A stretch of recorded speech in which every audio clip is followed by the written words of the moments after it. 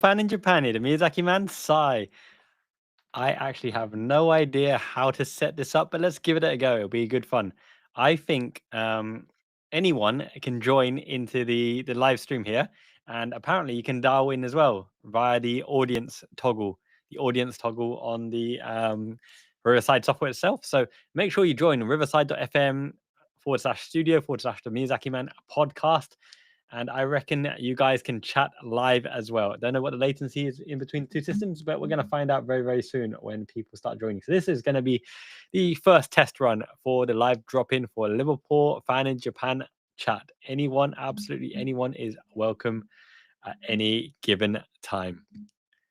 Okay, so I'm trying to figure out now the best way to to reach everyone so that we can have a bit of banter, especially during the international break.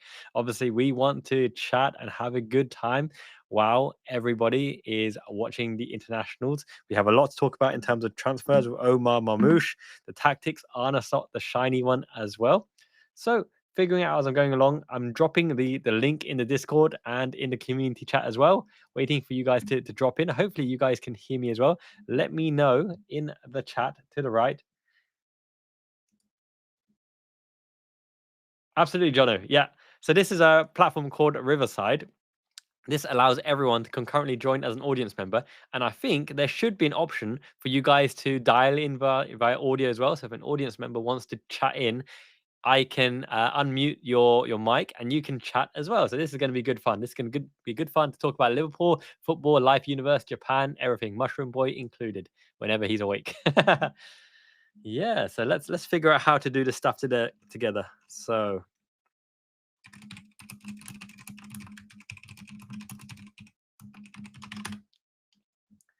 okay, so we have the chat here. There's a brand option here, bold, edgy, classic, text and media.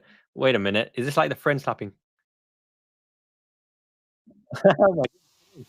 You got lots of panel. This is like Jay Leno or something. So anyone can come in, anyone can dial, anyone can chat. Any topics you can throw in the text chat, or apparently there should be a dial in option as well, so people can actually dial in and chat one to one as well. So if anyone's got any questions, throw them in the chat. So let me have a look. See.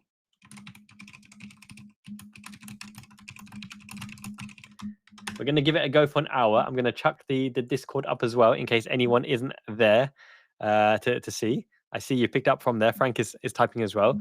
By the way, happy birthday to Dennis Mann, a Liverpool fan in Japan member. Beautiful family out and about, enjoying your day as well. Thank you so much for that ocha, that tea warmer. I'll send you something nice from Japan as well. So, have a great day, Dennis. Dennis asks in the Discord, what do I miss about the UK now that I live in Japan, and vice versa?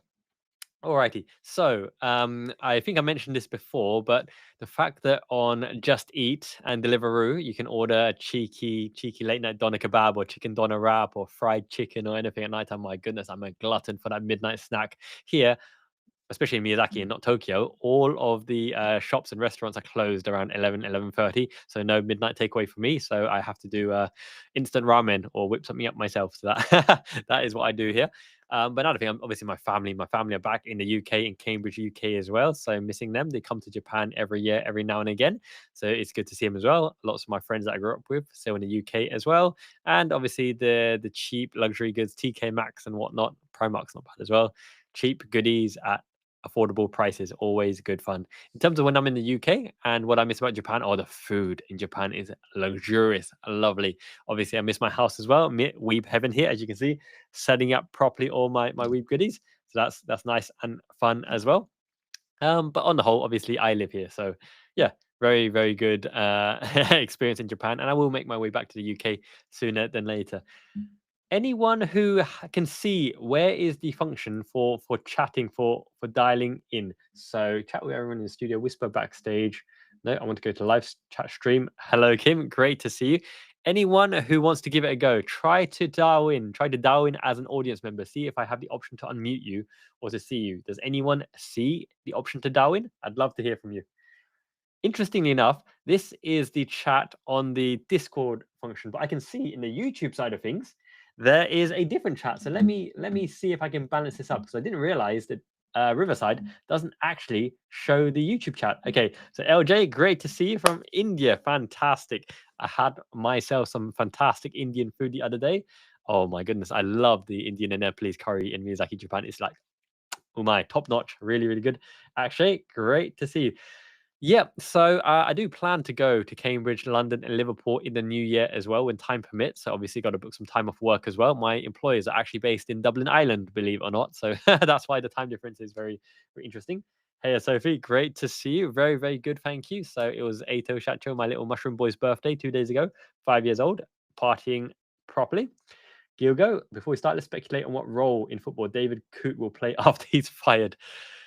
Yeah, I think that's it for David Coote, really. There's nothing he can do in football that's not going to put him under massive scrutiny, under massive kind of pressure, because every single decision, every single thing he does in relation to football will be in the media spotlight. He's over and out, to be honest. He might need mental health support. He might need treatment for his underlying conditions, but you can't say that as an impartial, role. So, indeed, we got a new video analyst in the groundskeeper assistant, groundskeeper Willie. I love it. Yes, David Coote needs to. Yes, he needs to lay low for a while. That's probably what I would say. Q, hello, my man. You'll never walk alone. Indeed. This is a general football chat, Rob. So literally, this platform allows you, if you've joined via the Riverside links, I've chucked the Riverside link. Let me put the Riverside link in here as well, right? This apparently allows you guys to join the studio, and I can unmute your mic, video as well if you want to show your face, and then we can answer any live Q&A about Liverpool, about football, about transfers, about tactics, about life, universe, Mia, Ato, Japan, anything you want to. So by joining this Liverpool Riverside link here, apparently you can actually dial in, like, there's kind of talk shows like Talk Sport, whatever, and I can answer the questions live. So I'm giving it a go. I've never done this before. I've never set this up on Riverside before. Hopefully you guys can hear me loud and clear. But yeah, this is just a bit of random fun in the international break. And if it hits off, then why not? Let's do this regularly. Touch grass, indeed. Yes, pints of Guinness. Oh, mate, yeah, I love me some Guinness. Oh, back in the day in university, they were hammering me with that snake bite. It was like beer, lager, cider, and blackcurrant liqueur, something like that, mixed together. Oh, absolutely hammers your head like par. Walking like a peg leg chicken back from university. Great, great fun. Yes, proper stouts, Guinness, all good. You know what? That's what I miss about UK. I love cider above every other alcoholic beverage, and you don't get cider in Japan. They just don't have cider.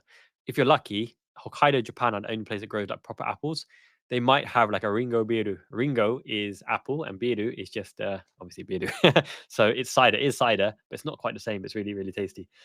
Kim, we have a question. You're out and about? No worries at all. Yes, Dublin's a lovely place. Dinghy sailing dinghy sailing, fantastic.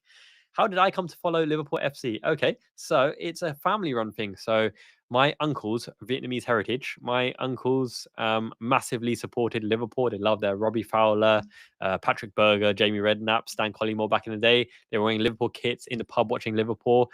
One Christmas present I got when I was 2 years old was a Liverpool kit. And lo and behold, look, it looked good on a Miyazaki man's side. So Liverpool it is, 2 years old, born and raised into the Liverpool-loving Vietnamese community. There we go. Liverpool for life. For life. Yes. Cool, cool. Alrighty. So, still figuring out how all this stuff works, but 19 concurrent views, very, very good. Any other questions, feel free to chuck it in the chat as well. I know me and Mamacita Mimi did a Q&A session as well, but these ones are really fun for the fact that obviously you can unmute yourself and you can dial in a la TalkSport and actually chat together. So I'm still waiting to see if that feature is actually enabled or activated. So don't be shy. Someone give it a go. Okay.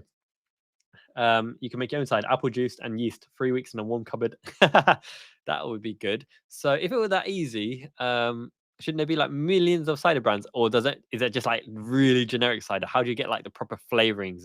Let me remember back in the day, Copperberg, and the kind of pear cider as well, isn't there? There's Strongbow. What else?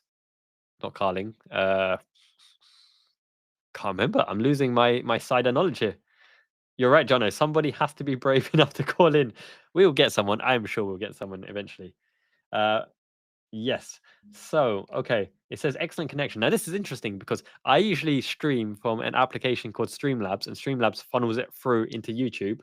But I'm using this called Riverside at the moment, and this streaming service seems to be quite good.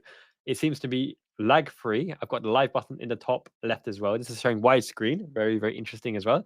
So obviously I need to tidy up a bit with the setup, but the kitty chan is nicely placed there alongside the various other lovely ladies as well. So all good. You make your own cider from apples. From your own apples. Do you have an orchard? Do you grow your apples, Kim? I wouldn't be surprised. You're a woman of class. So I'm sure you must be very well versed in brewing your own cider. This is Sun. Yeah, no, Rob, absolutely. Hello, if I care. You'll never walk alone indeed from the Midlands. Much love and peace. Any news on the Trent contract? So this is really interesting, right? The Trent Alexander contract, especially in the Twitter space and in the Reddit space as well.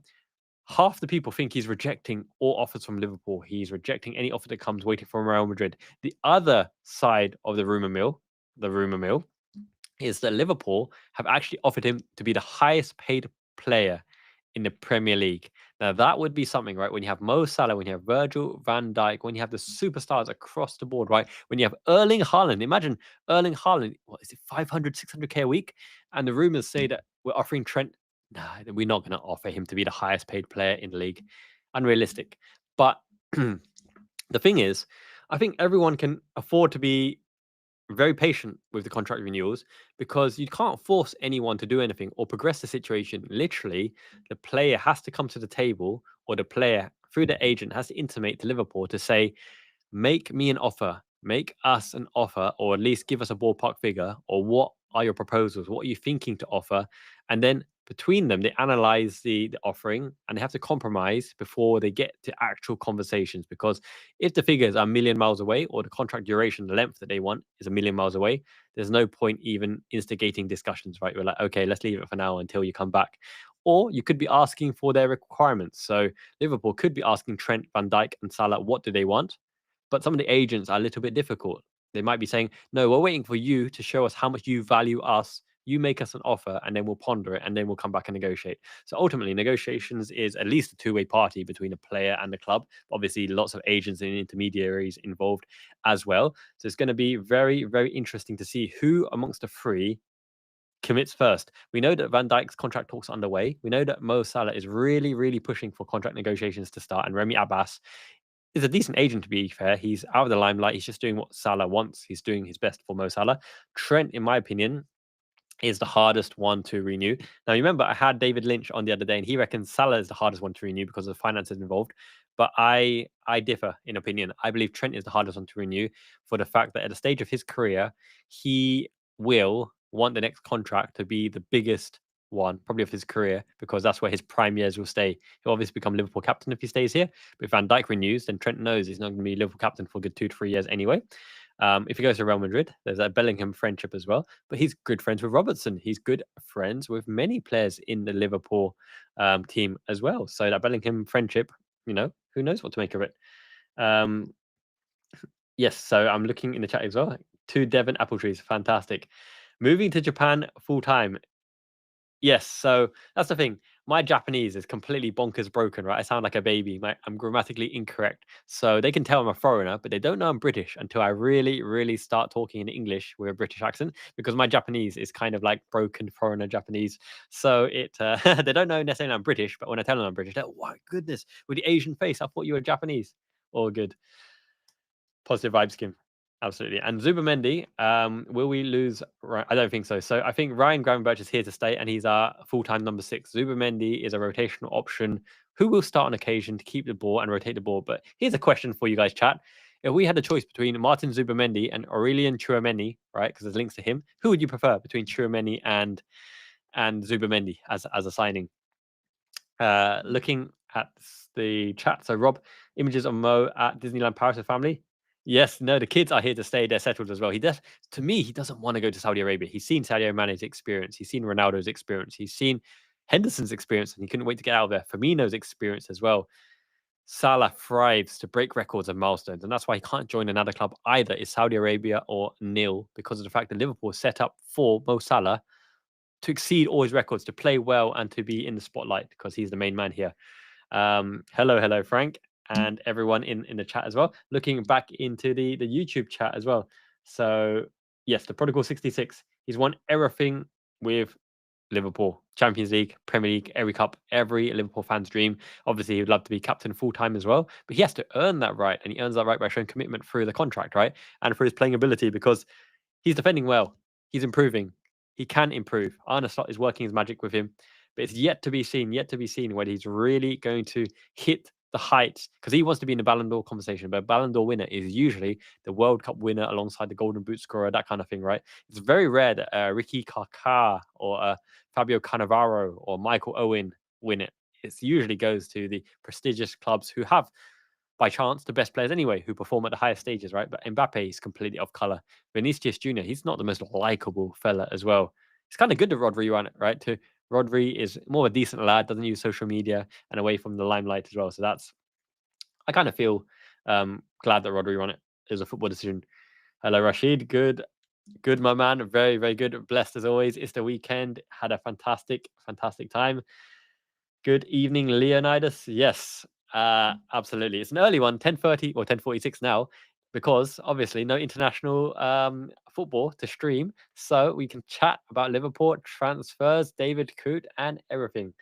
Patrick, if we look at the highest valued players in Europe, Mo is 10 places on the list. Trent's value is 2. It's true. But there's all things considered here. You value the player based on their Liverpool, but give you financial incentive based on your performances, reward you for past performances as well, take into account your age range, but will make exceptions if you're an exceptional player. Now, the positive thing about Mo Salah is his performances still is at the level of the best right winger in the world. There's no right winger. In fact, there's no winger, left or right, performing as good as Mo Salah in this current season. He keeps fit. He's an utter professional. He can keep going for at least 2 years at this current level. He'll be paid the same, if not higher, and it'll be at least 3 years. That's how I see it, at least, or a 2-year with a 1-year optional extension. Oladambo, absolutely. International break. It's a love and hate thing. So this is a really touchy subject, because obviously we support Liverpool FC. Liverpool FC, you'll never walk alone, for sure. However, the fact that we have international players such as McAllister and Lucho Diaz right now, I'm especially thinking of Lucho Diaz, in order for him to play his best for Liverpool, which is what we need, for him to be in the right mentality, right mindset, I feel he does need his friends, his families, his mate, his culture, his Colombian culture, to see, the home life, and to visit there, not to get homesick every now and again, in order for him to enjoy himself fully in Liverpool, to go to training every day with a smile and a positive mindset. Certain players need that, certain players don't. Michael Owen would have needed that with England. Harry Kane needs that with England, right? If you were to bar them from international fixtures or take international fixtures out of the calendar so they can't perform their best in the biggest tournaments like the Euros, the World Cup, Harry Kane, in my opinion, wouldn't be the same player. Neither would Michael Owen or Alan Shearer or Gary Lineker. So these boys love Liverpool, for example. So there comes a point where, even though it's annoying and it's a break in our fixtures and it breaks momentum, it's a necessary evil if you want the club to have the best international players in the world, because some people really value international football, even though we don't. So that's my take on it. Rashid, any news from Zubamendi? No, but he's going to have his pick of clubs. If Real Sociedad really stitched him up, if they really stitched him up and didn't offer him the new contract, the increased financial wedge, and they're underperforming La Liga, then he's going to be on the move, and it'll be a battle between Liverpool, Barcelona, Man City specifically, because Liverpool won't burn bridges there. You can understand why he turned face, because it's hometown club as well. But if they broke their promise to him and they're not performing well, then yeah, it is what it is. Yes, let's have a look. Vice captain, sure. Trent wants to be club captain. Yeah. So ultimately, if Trent stays, then he's going to be an important part of the Liverpool team and dictates how we play. If he goes, we have a able right back in Connor Bradley. Joe Gomez is an amazing right back as well. We have Calvin Ramsey on loan, so we're not short for options of right back. And to be honest, playing a different way, you can't say whether it's better or worse. We just don't know. But one thing's for sure, Slot is improving Trent as a player. And having seen how Arne Slot works and how Arne Slot is improving him and how Liverpool are competing for top honours, in my opinion, Trent would be foolish to leave at this time, because I utterly believe he will be just another player at Real Madrid. he doesn't have the opportunity to stand out there because they don't need his through balls and his crossing from deep. Literally, the only real viable thing that he offers to that team is the through ball over the top for Mbappe and a switch or play to Vinicius Jr. Apart from that, he doesn't really excel because he's not going to be inverting to the midfield that much. They don't need him. They have Valverde, they have Modric, they have Tchouaméni, they have Camavinga. They have so many good players to be able to do that as well. So yes, let's see what else is going on. I think, yeah, Van Dijk and Salah, in my opinion, will renew for sure. And Trent is 50-50, depends on what he prioritizes, where he feels valued. I think Trent is actually a sentimental, emotional guy, you know. He will go where he's really pitched to be valued. I think that's ultimate. And I think he will stay in the end. You're right. Smash the like. This is the first time we're doing these live Q&A sessions in lieu of an actual match. This is the Liverpool Fan in Japan channel, Substance in Abundance, and I recognize each and every one of you. This is a proper community where your contributions and interactions are valued. Christine, no worries at all. You're right. Curtis Jones is going from strength to strength. Kelleher saved the penalty. The family are very well, thank you. We had a fantastic day. We're still in party mood from Ato's 5th birthday. It was really, really good. Families and friends all around, eating good food. Absolutely stuffed myself. I love my foodie. I'm such a foodie as well. I usually have some Jamaican jerk chicken in around this time as well because I'm a glutton for eating at night time. That's one thing I miss about the UK. Just eat and delivering all throughout the night. Some kind of dodgy kebab, chicken doner wrap. I'll take it any day. Really nice tikka masala curry. You know, I love my Kashmir dishes as well. All good.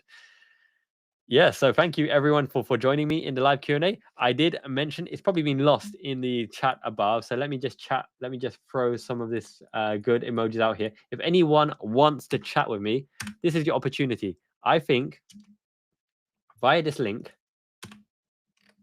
in the chat above, the Riverside link above, you can actually dial in and we can speak. You can speak in front of the audience as well. So you can turn your cam on if you want to.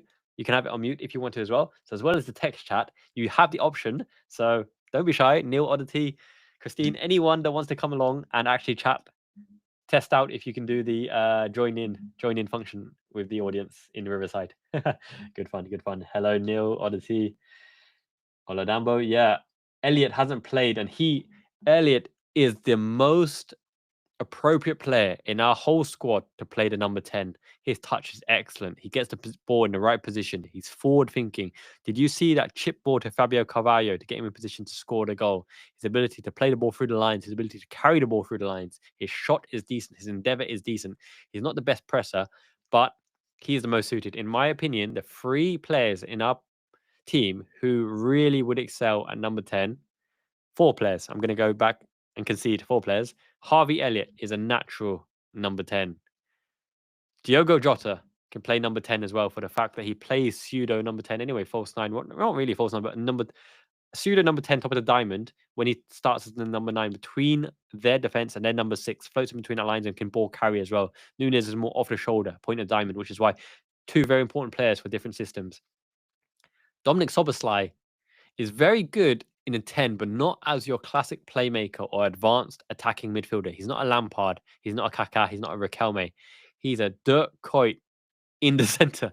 He's a pressing, charging, intense, running sprint machine to put pressure on the number 6 position, to stifle the opposition's build-up, to win the ball and collect the ball in the pockets, and to create space for the more creative players in that position. So when you have Szoboszlai, he starts in the 10 and vacates the position.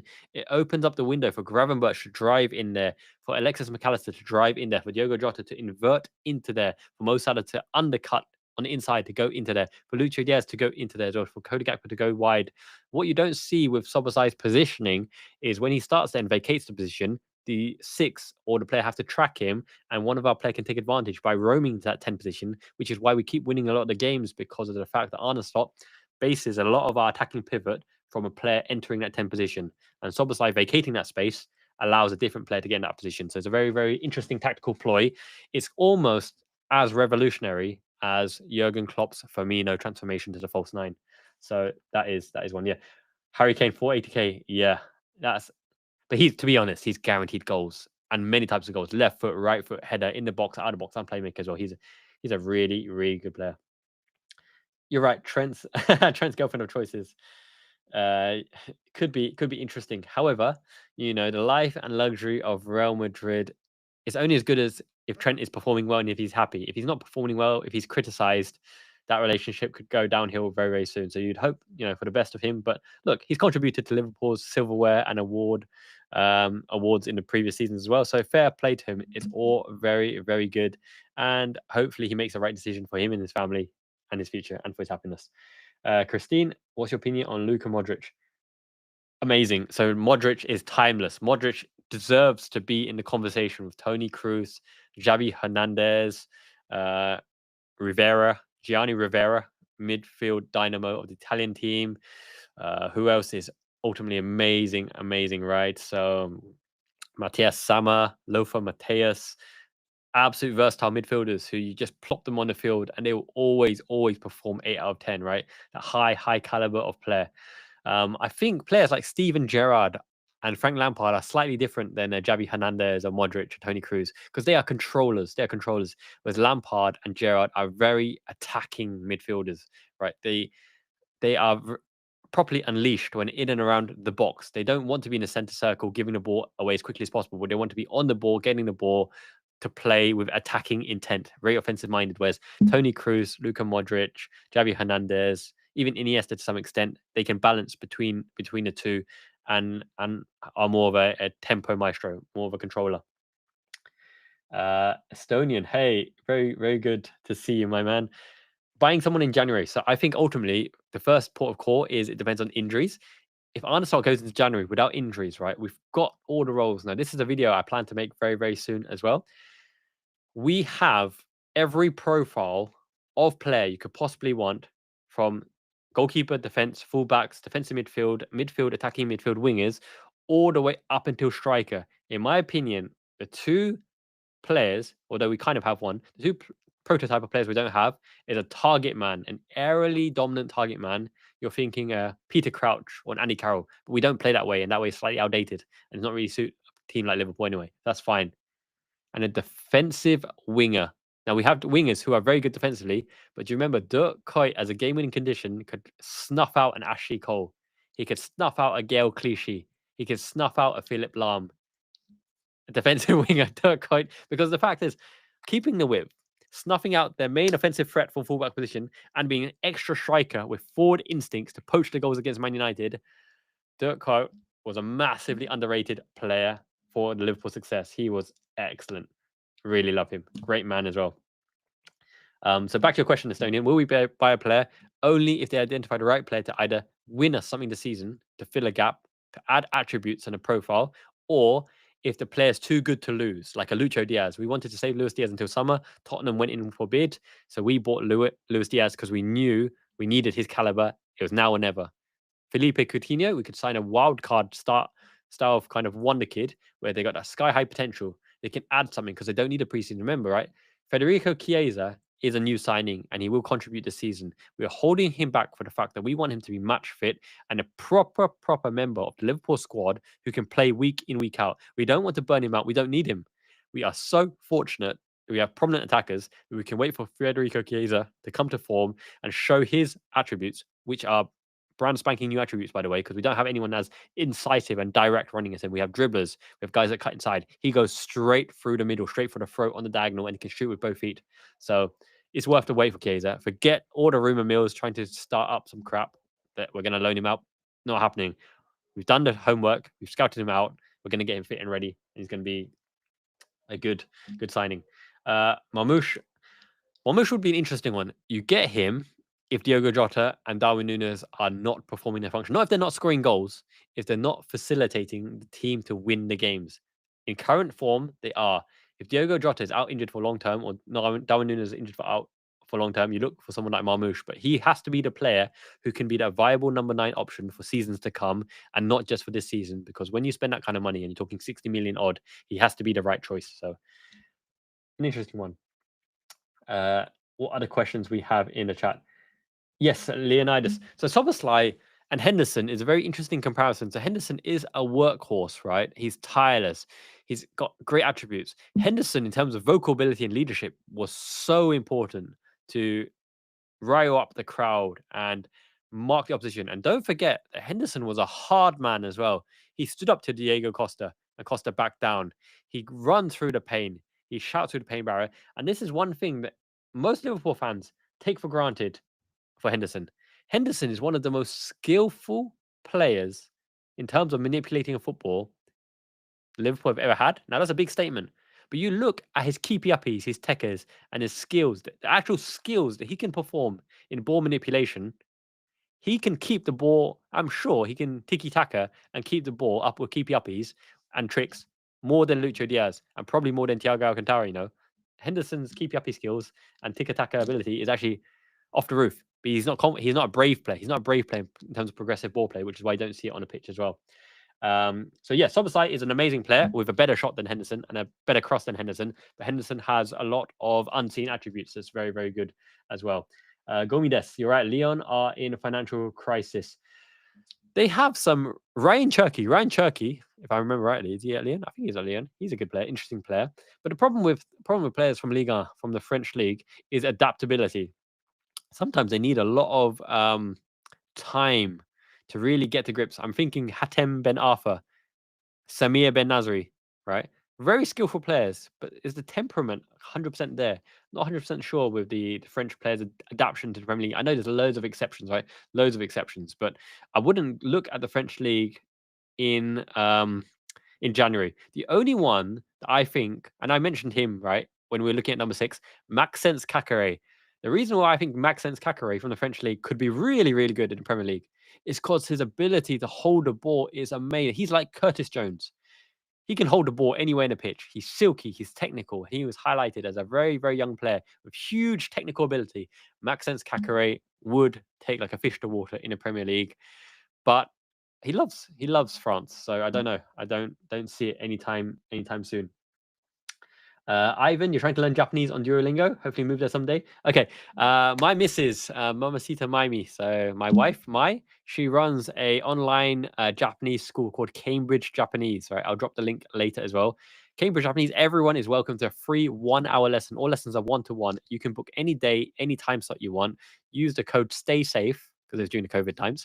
And you can have a 1-hour lesson with a professional teacher, no cost, free. Our gift to you guys at our own cost. And if you enjoy it, obviously you can carry on taking lessons because we've got all professional teachers. I think we've got 5 teachers, and Mai's actually on maternity leave because that's what she does full time as well. But yes, you need to talk with Japanese people, really get up to speaking skills. Writing's not as important. If you wish to move to Japan, you need at least a university degree or to be sponsored by a company as well. University degree is the easiest way in. Once you've got the visa, maybe from an English teaching school or something, the visa is yours to keep for 1 year. Everyone under the age of 30, I think, can get a working holiday visa if you're a UK citizen from London for £25 to live and work in Japan. No restrictions for 1 year, one time only in your life. £25, embassy in London if you want to go to Japan to work for a year. So that would be my advice. The Anelka documentary.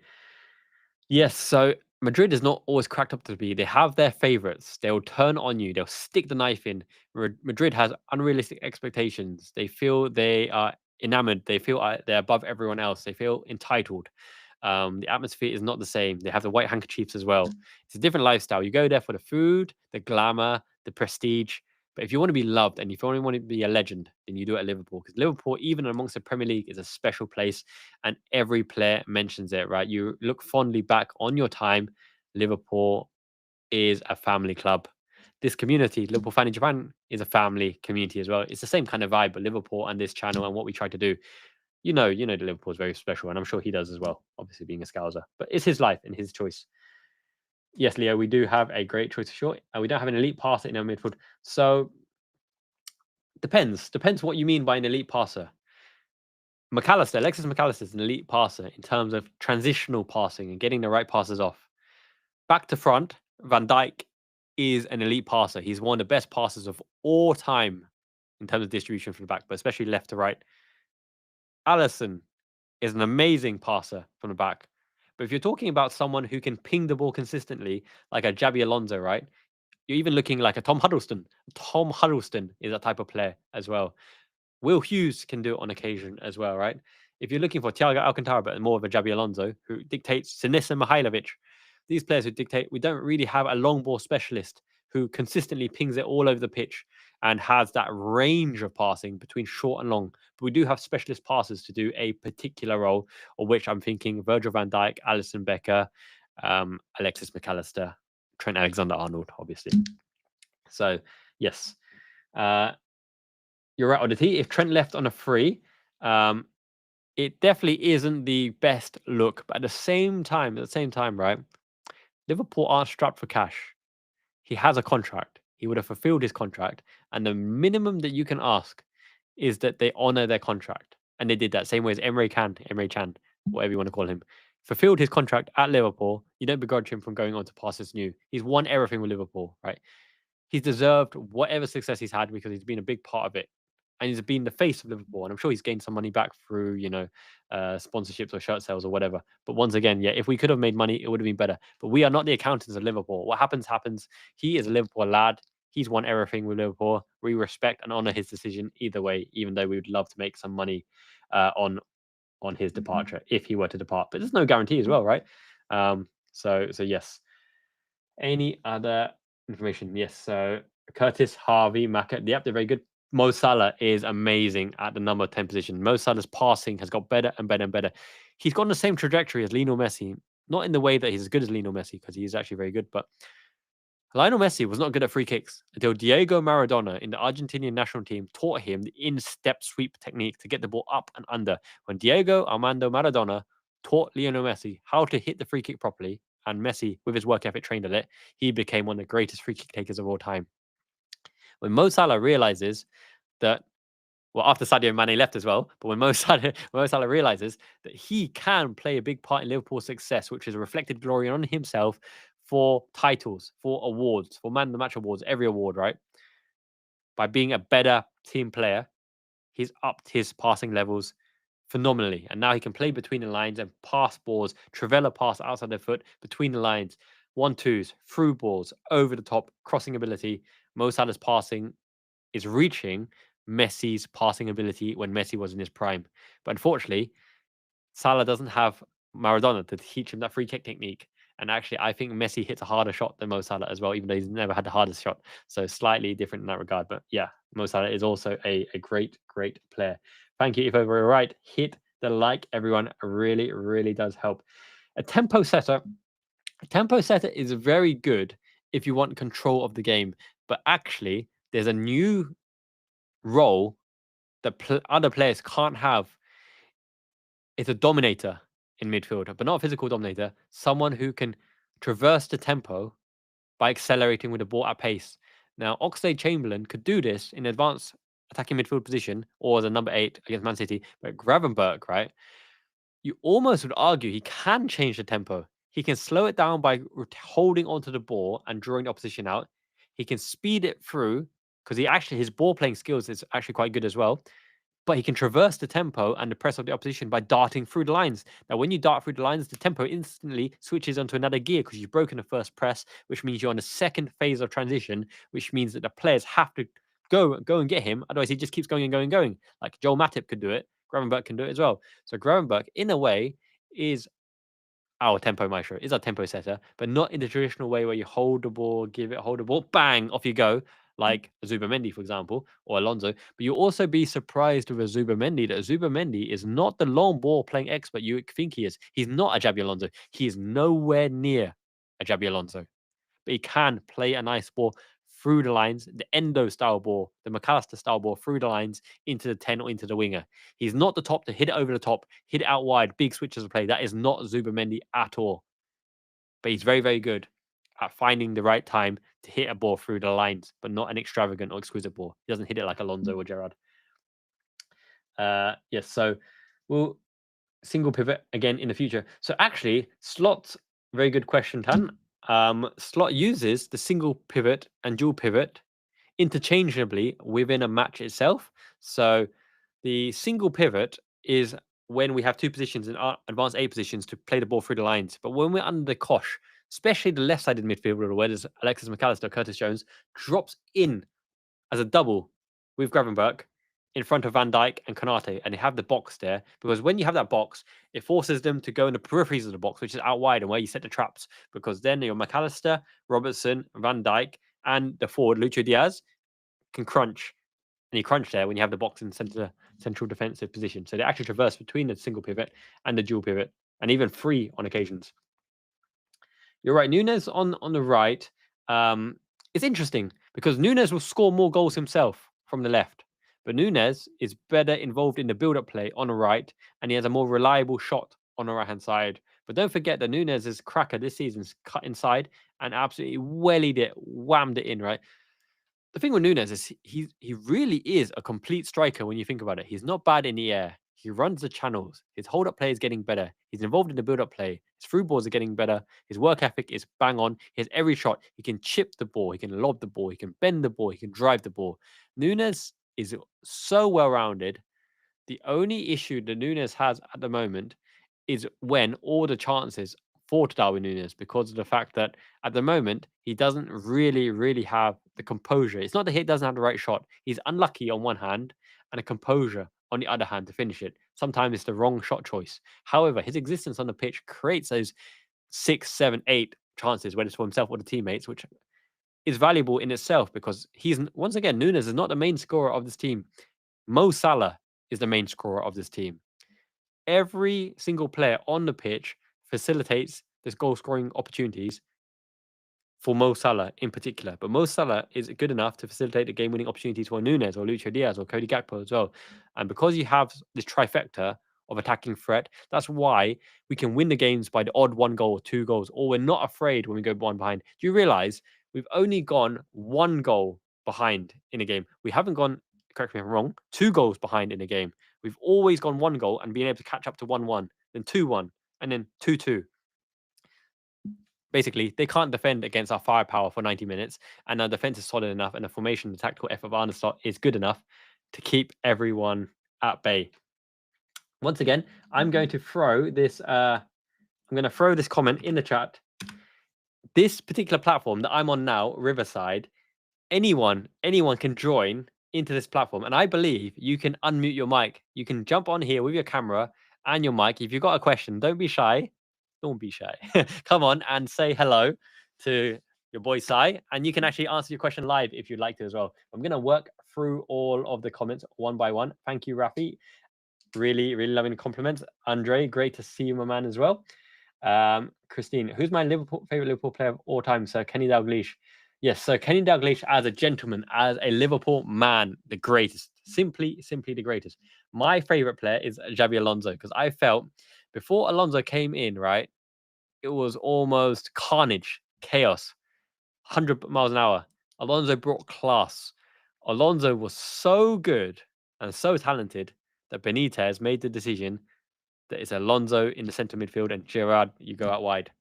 Now, Gerrard is an amazing player. He's got to be top 1 or 2 player, maybe top 3 if Salah really hits the heights of all time. But the biggest problem with Steven Gerrard is he always wants to be involved to such an extent that he vacates his position. Now, if you build a system like Gerrard behind Torres, where vacating a position is not bad because you need that, right, to bedazzle the opposition. If you put him in the central midfield 2, a 4-4-2, Steven Gerrard, I think he's unreliable as a tactician because he doesn't stay in the right position. He just wants to go everywhere and do everything, which, you know, at the time, perhaps we needed. So, fair plays. But yeah, Xabi Alonso is my favorite Liverpool player of all time. But I have a soft spot. I would say he's equal with Bobby Firmino, because Bobby Firmino is a tactical phenomenon. Wow. The ability. Bobby Firmino starting as a 10 isn't as effective as Bobby Firmino starting as a 9 and going back into the 10 position and then dropping into the Mazzala positions to allow Mane and Salah on the diagonals. It's such an effective tactic. What LFC team picks are needed to battle Manchester City? So I think Manchester City right now are so reliant on the funnel to Haaland. The 3 things that we need to happen to really batter Manchester City is Foden will always create the opportunity to have a shot. He's got to miss those 50-50 shots, or we have to save them. Kevin De Bruyne has to be marked deep enough that he cannot get a hold of the game. Wataru Endo did that excellently last season. Absolutely shackled De Bruyne, and it was, you know, we should have won obviously with the Doku karate kick on McAllister. And the last one is our attacking players just have to convert. When we present the game-winning opportunities, convert them, and it changes the narrative of the game. That's the one. Yes. When we're getting a Mo t-shirt, interesting. I need to make a Mo Salah design. Actually, I got a lot of designs coming up with those chibis, those Liverpool chibis. Buy some shirts as you will. I love the hat there. The Darwin Nunez Agent of Chaos hat. I love this out on fire. He's the Agent of Chaos. Miami loves this as well. I've got the Liverpool Arne Slot shirt, the shiny one as well. Yeah, the merch is good fun. It's quite comfortable as well. Good stuff. Morning, David. Great to see you. Jamie, my man. Everyone say a warm welcome to Jamie Rennie. He's recovered from some health conditions. So happy to hear you're on the mend, my friend. You're a top-notch, important part of this community. Thank you so much. The Imperious Groover. I think Darwin Nunez is going to stay at Anfield for a long time. In my opinion, he's almost the perfect Arne Slot striker. Everyone had almost envy to Chelsea and Man City's $1 million bench. Darwin Nunez is not afraid to be on the bench. He's not afraid to start. Always has a contribution. Has everything it is to make it as a top striker. And if you look at the market, you buy Darwin Nunez for 70 million, you might sell him for 50 million. That's horrendous business. He is good enough to be a Liverpool starter and good enough to be on the bench throughout the seasons. Even if he's a squad player, never complains, gives it his all, and he's a cheerleader on the side as well. Great attitude, and Slot can get a tune out of him. I think he's ideal for the Liverpool squad for many seasons to come. We don't need the money from his sell. You won't make it back anyway. It's better to have that asset on the bench when you need a game changer. FSG keeping an eye on the wage structure regarding Trent. Yeah, so Imperious Groover, I think we have wiggle room for the fact that Thiago Alcantara was super highly paid. He's out. Matip is out. We've got other players possibly on the out as well. The money should be there and the wage budget should be there because we've been practical in terms of our spending and not over the top. So I think we are in good financial stead. Gary Roll, welcome, my man. Good to see you. Quad. Yeah, Thiago in the middle. Yeah, Thiago in terms of transitions, amazing. So talented. Just amazingly talented.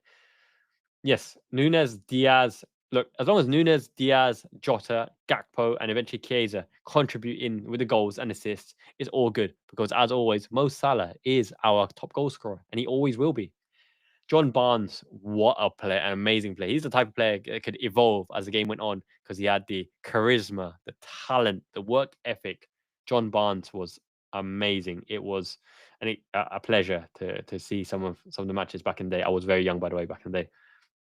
Alonso, Sissoko, Jared Mascherano, yeah, top talent all the way around. And I always love to highlight again. Once again, Alonso is central to that system working because Mascherano is the roaming destroyer. He's not a number 6. Mascherano is not a number 6. He's a roaming destroyer, like a Gennaro Gattuso, right?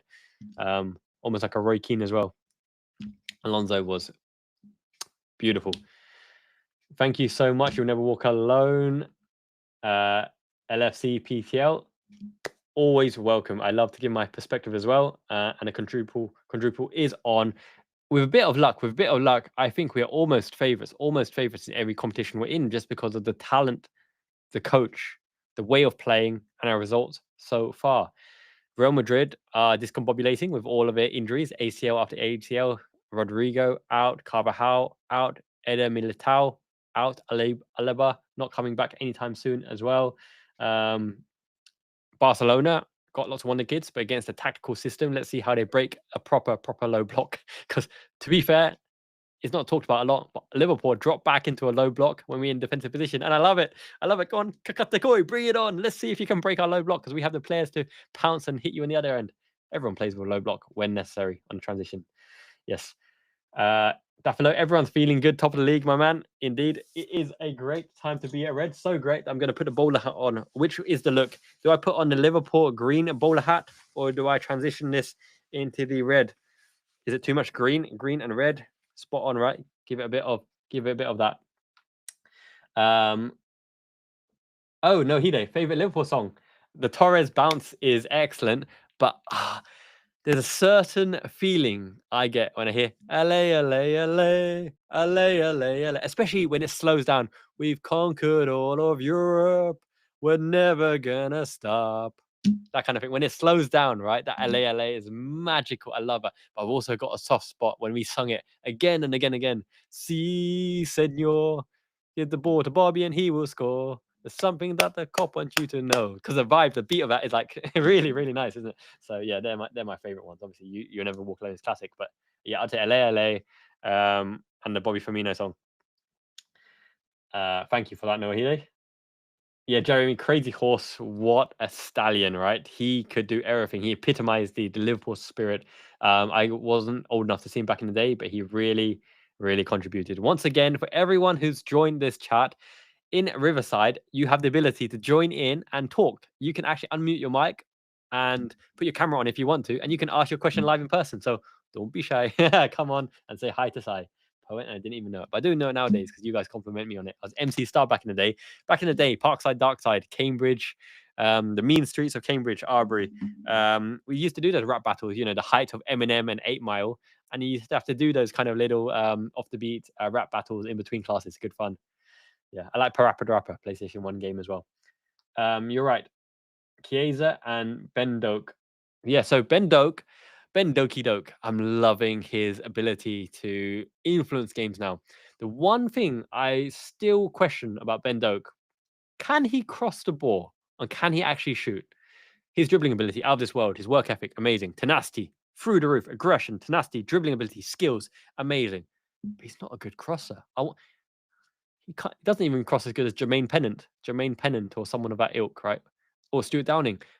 If Ben Doak can get a proper whipped cross, a Trent Alexander-Arnold cross, a Robertson cross, a Szoboszlai cross, even a Henderson cross, I'd make do with, then Ben Doak can reach the next level. If Ben Doak can get Shaqiri's shooting ability, right? The power cube. If he can whip in a proper shot, because Ben Doak, I don't think he's got a driving shot. I don't think he'll ever get a knuckle shot. But he has the ability to hit a curling shot. He's got no power behind it. If Ben Doak can shoot and cross, his ceiling is bang right up there. But until he can shoot across consistently, he's a plan B. He can't be a starter, I don't think. Cade Gordon, he'll be an interesting one to look at as well. Zio Loco, hello from Singapore, my man. Good to see you as well. Let's see what else we got in the question. Storm in a Teacup from Mongolia. Thank you so much. Love it. You know what? You guys always make me really, really hungry. I've heard India, I've heard Mongolia, I've heard Taiwan. I love Mongolian beef. I love my Nepalese Indian curry. I love all that stuff. I'm such a foodie. I had my Vietnamese pho the other day as well. So good, the crispy spring rolls. Yeah, really, really nice. I'm always hungry, by the way. I love my food. Need to work on that body to get more metabolism to gorge more food. Yes. Thank you, Kitty. Yes, this bowler hat is nice little substance in abundance hat. I need to make my own one of these because out and about, you know, the red looks nice, but green's my favorite color, and I'm privy to the green as well. Obviously, the green is a matching green with that green as well. Liverpool, nice little bowler hat, reversible. Daflo, completely clickbait. They've done their research. They wanted Chiesa. They wanted his profile. They wanted his attitude.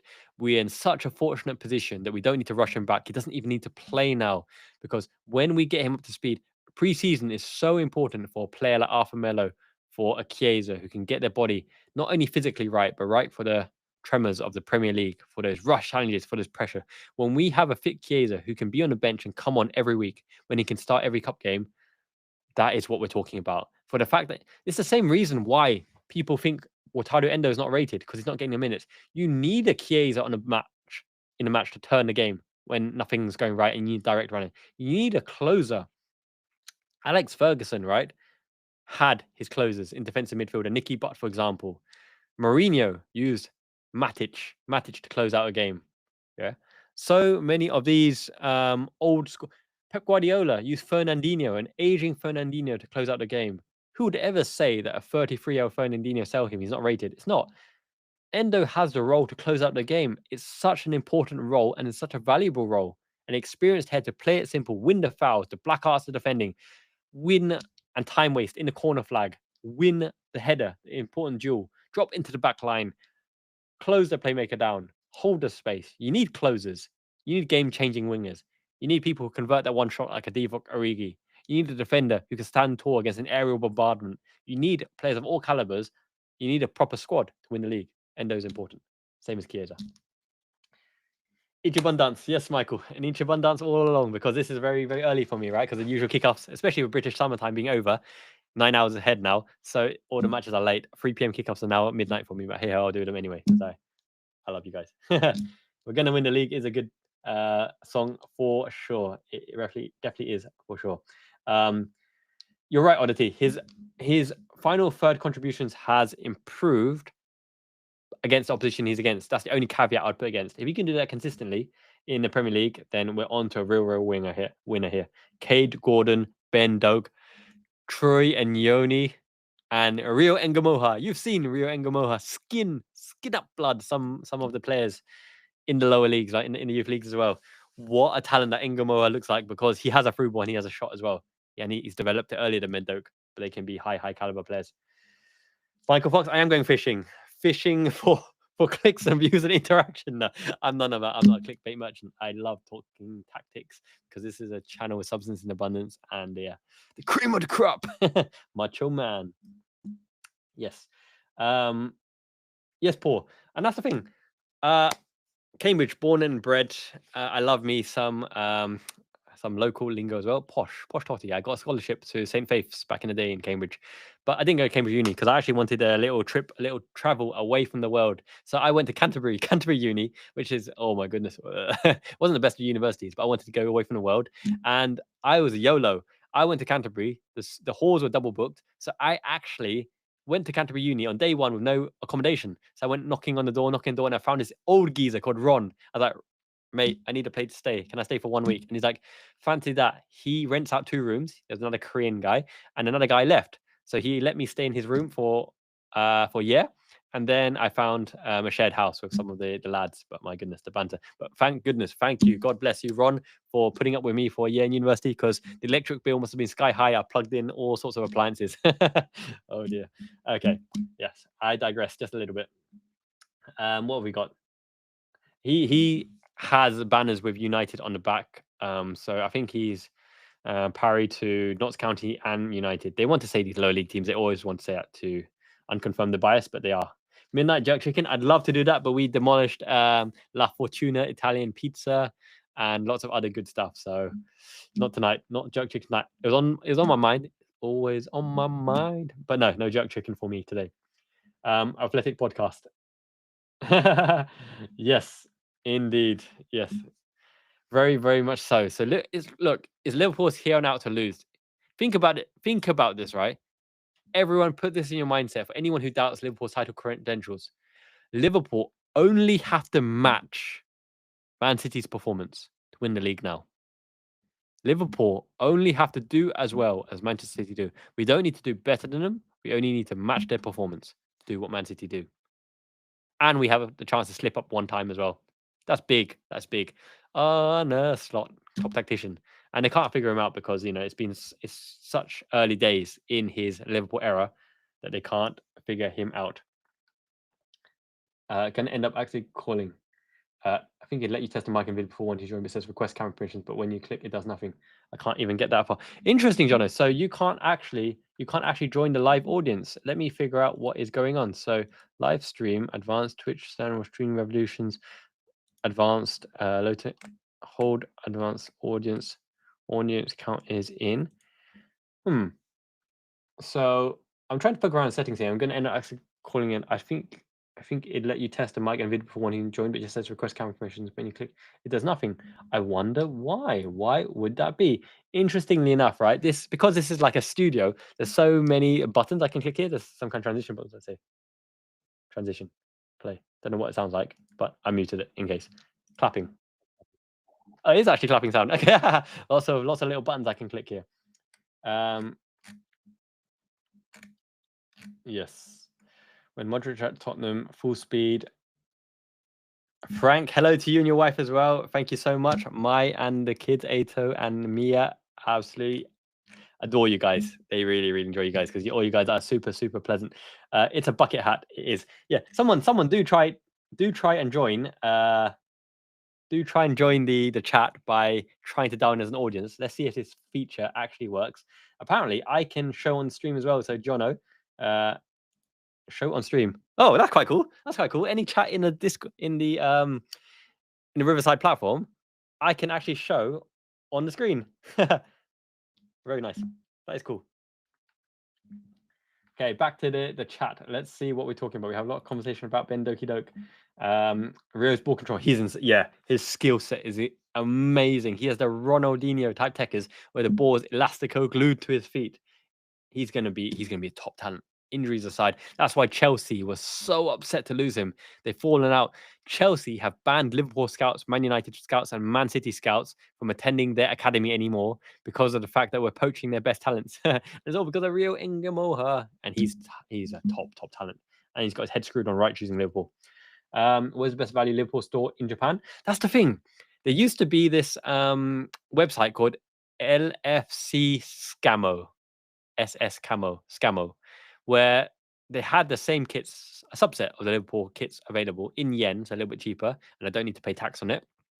But they closed down. But then I realized that LFC Scamo was part of the bigger SS Camo Sports Shop, and it actually stands for Soccer Sports Camo. I don't know whether it's camouflage or camo gear, not scamo as in scamming people, but you can buy your stuff there. And that's why I bought all the LeBron goodies when it was on sale, right? Because obviously with this like hench body, I can wear like L or M in Japan, and they usually wear like S or M. So yeah, more of the sizes left for me, all good for me. So I use SS Camo for majority of the gear. But as you know, I buy all my vintage kits, all my really, really good vintage goodies. And even stuff like this, right?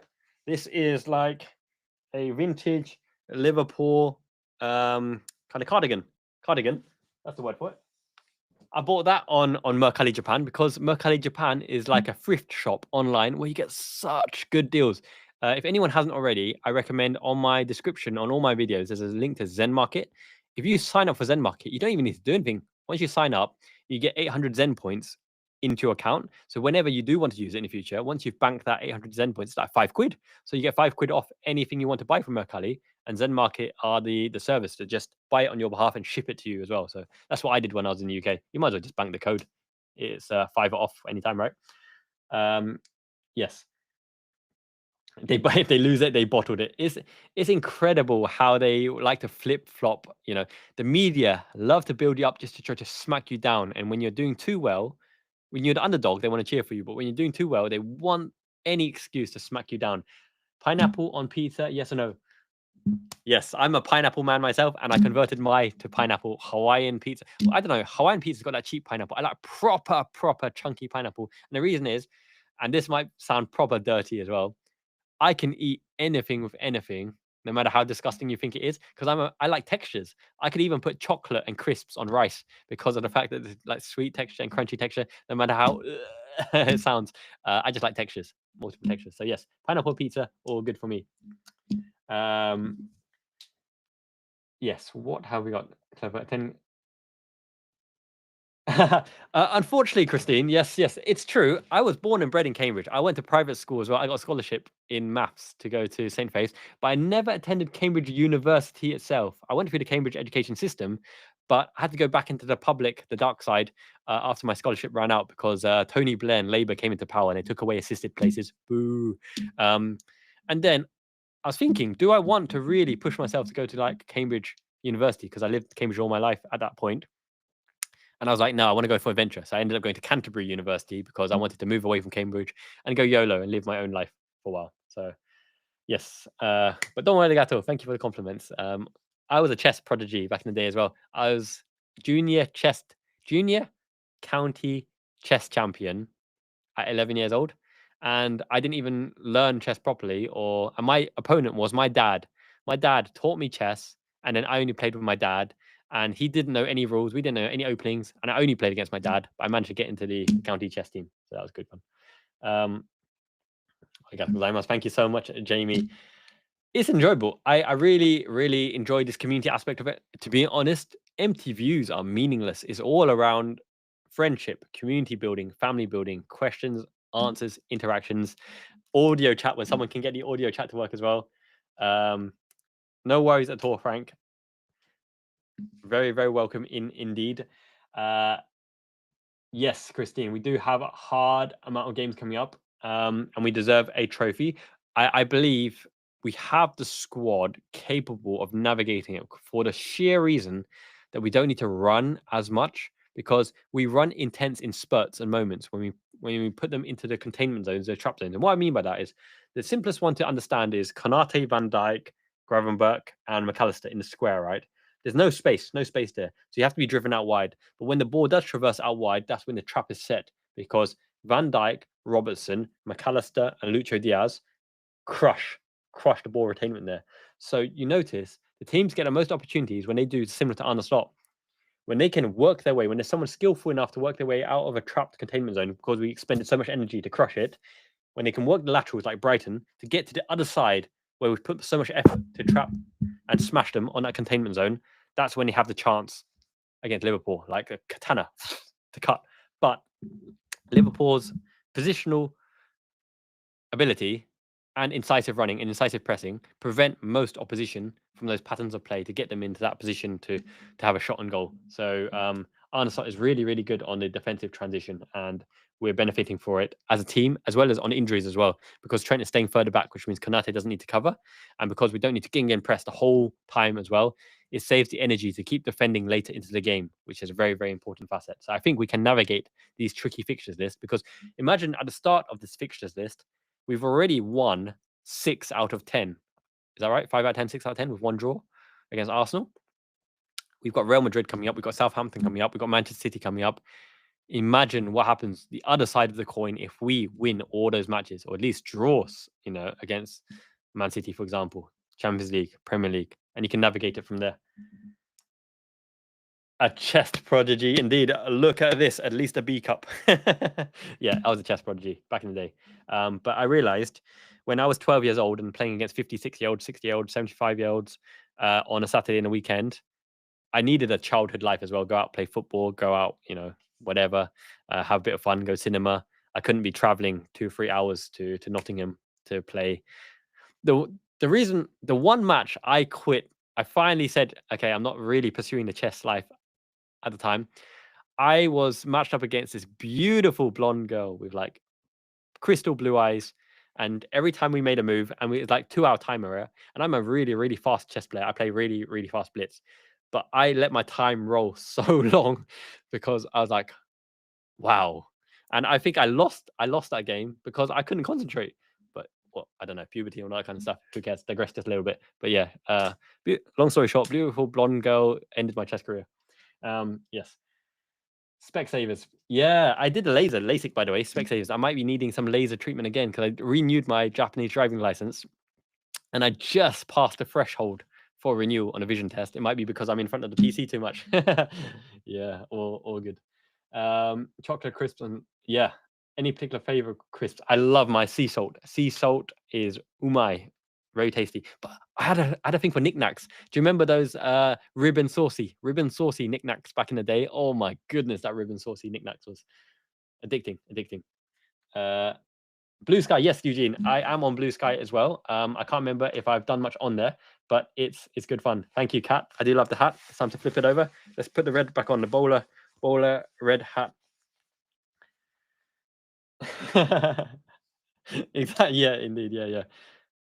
But back right. I'm actually in the chess community here now. There's the foreign expats in Miyazaki have a little chess club going on as well, and I actually played this thing called 4-way chess. It was really fun getting back into chess. So enjoying the chess revitalization. Actually, I'm gonna put an image up for you guys. I know we digress slightly. In my old workplace, a place called Arcus, we had a chess tournament, a chess club, and I think out of the 100 games, and everyone was in a league, I had 100% win rate at like 40 games, 40 wins, and we had some kind of ELO ranking. Everyone else was on minus points, like -1, -1.5, -6, -7, -8, -9. So they're working their way to get to the highest minus points because I was on like +40, and obviously they played me, so they were trying to beat each other to improve their ELO. That's really funny. But yeah, I'll show you that image. It's quite an interesting one. Saeed, yeah, Saeed looks like a good laugh, to be honest, right? I'll try and get him on sometime as well. There's so many good content creators in the Liverpool space as well. Obviously, I talked to David Lynch. Very, very interesting to hear journalist point of view as well. And to be fair to him, he gave some insight as well. Those are we're monitoring the players, we're interested in the players, we're keeping tabs on the players. They mean absolutely BS because, yeah, I'm sure we're monitoring them, but unless we're interested in making an offer, is of no interest to me or anyone else whatsoever. You're very, very welcome. Yes, I have lived a very colorful life, let's say. I always had a work ethic. My dad working the market stores. I started working when I was 4 years old because my parents, my dad ran Tars video games in Cambridge, the first import video game store in the UK. I'm 100% sure it was the first UK video games import from abroad.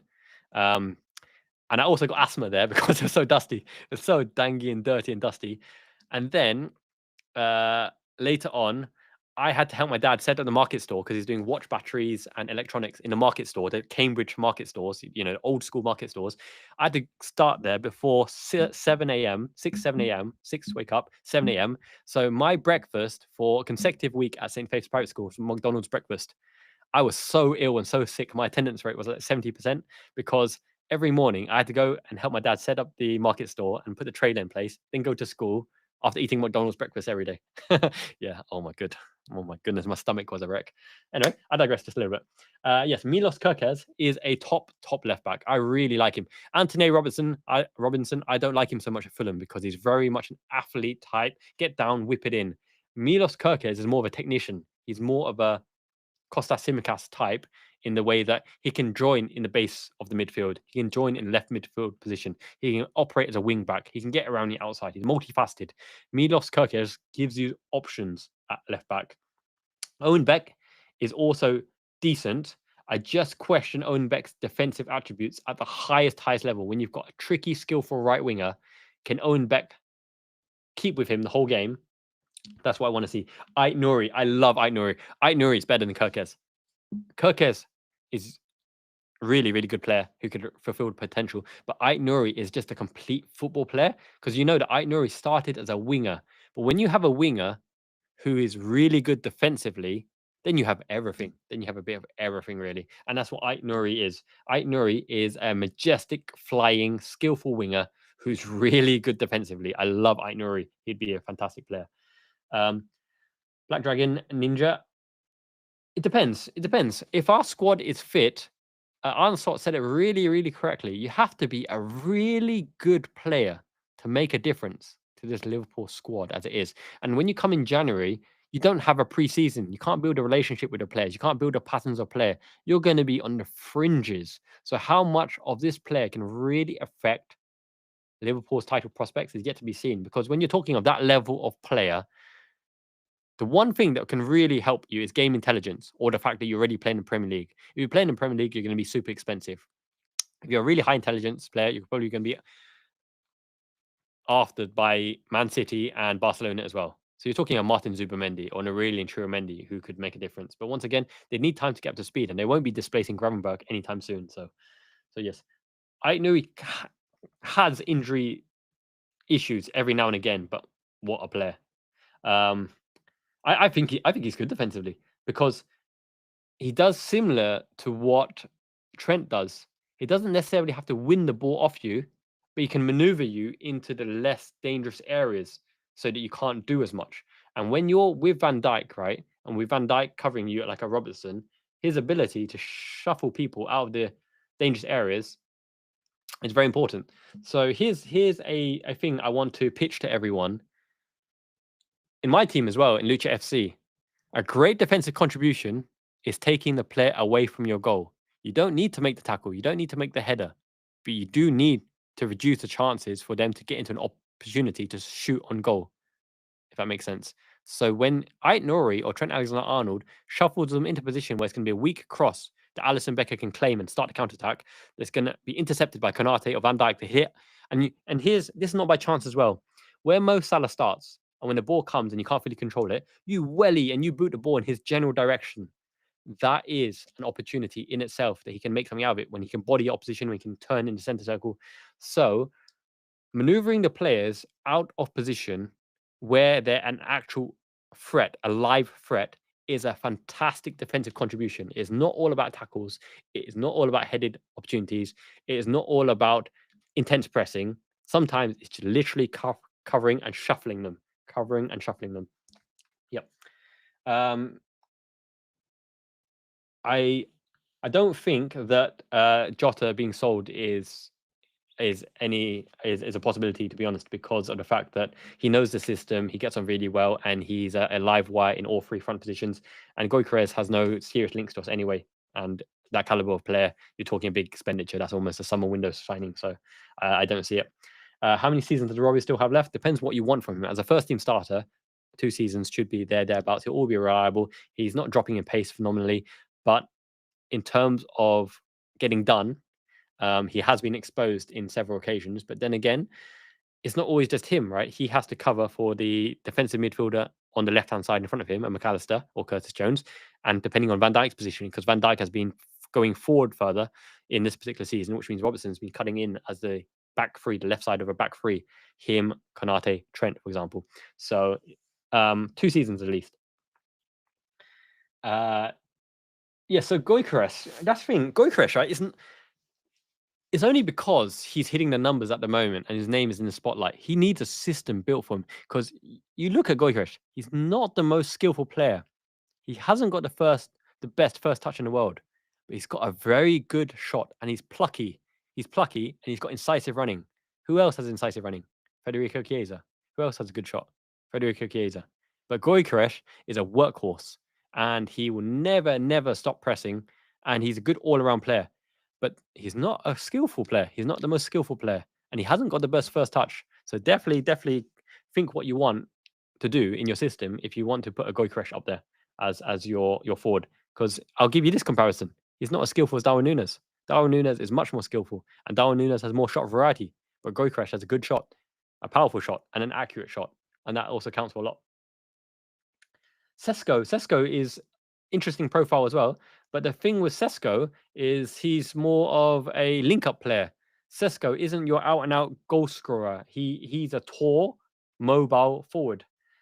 Isak is more of a wide forward who cut in, and Isak's got a lot of skills. So Sesko would be good for the fact that we don't have his profile of player. But the only thing is, don't expect Sesko to get high goal scoring figures. Sesko at max is a 15 goal contributing striker. He's not a out-and-out goal scorer. Gyökeres would score more than Sesko, as would Darwin Nunez. But Sesko is a good player. If you want a link-up player, a tangent to really build off, then Sesko has high ceiling in that regard. Takefusa Kubo. So Kubo could play the 10, also could play the wide position, right winger, left-footed, talented, skillful, creative. Attitude needs to really get incisive or to improve on the mental aspects of the game, I would believe. He's a good player. He would be a good player for the squad, but I don't think he would be a nailed-on starter anytime soon, Takefusa Kubo. He just really needs to make up the gaps in between the goal contributing metrics. He has all the skills and the profile for it, but it'll take him a while, take him 1 or 2 years. Think of Takefusa Kubo as a Mo Salah at Basel and at Chelsea. That's the level. That's where he would come in and be pitched at that level. He's not your superstar that will come in from day one and light things up. Kat, are you talking about Xavi Simons? Xavi Simons. Now, he's an interesting player. He's almost like Joshua Zirkzee, right? Plays in between the lines, can be a dummy runner, can overlap, high ceiling, high potential as well. But he can be snuffed out. He drifts in and out of games, which is to be expected at his age range. Xavi Simons has a high ceiling, high talent, high potential, and he's the reason Fabio Carvalho didn't get any game time at all at Leipzig. But he drifts in and out of games, and I don't think he's at the level consistently week in, week out that he can make a difference at Liverpool right now. But he'd be one that really could in the future because he's got high potential. Genevieve Chua, welcome, my man. Great to see you. Catching up on the chat. Thank you so much for joining, everyone. 81 concurrent viewers. This is fantastic. This is almost like a match live stream in itself. But yeah, this is our first Q&A. And for anyone who missed the earlier things, this system, this platform, Riverside, allows you to jump on and you can call in. You can unmute your audio. You can turn on your video and we can chat. You can ask your question live as well. So for anyone who wants to jump in for a live chat, like a Talk Sport call-in show, don't be shy. It's only shy. Yeah. It's good fun. Good fun. Trying it for the first time. Yes, the round table with Allison, Robbo, and Mo. It's amazing that once you're in the Liverpool fraternity, once you're in the family, you don't leave it. That's how much it means to you. And that's why you got to understand when you sign a Liverpool player, and you can notice a Liverpool player from a mile away, they're going to join in to one of the best friendships, camaraderie, friendships, a bromance between Cody Gakpo and Curtis Jones, for example, the friendship between Kostas Tsimikas and Mo Salah, Dejan Lovren and Mo Salah, for example, right? These are bromances all around the pitch. Trent Alexander-Arnold and Dominic Szoboszlai. Liverpool means so much more, and you need the kind of player who can fit into that atmosphere. That is not an Mbappe. That is not a Neymar. That is not someone who's confrontational. That is not an Ager and Rabiot, for example, who turn up and stifle things. Wanting to protect your teammate and allow them to do good and let them shine on the pitch and doing everything you can to help them shine is an intangible attribute that's invaluable. And Liverpool have so many of those players, selfless players. Dominic Szoboszlai is a selfless player. Alexis McAllister is a selfless player. Wataru Endo is a selfless player. So many of these players facilitate other people to do their good things, right? So yes. Yes, ARK, you're right. Kubo, on his day, can light it up. But he's inconsistent. Super talented, but inconsistent for sure. You're right, Michael Fox. I could turn on the Football Manager game, but you know what? Football Manager is...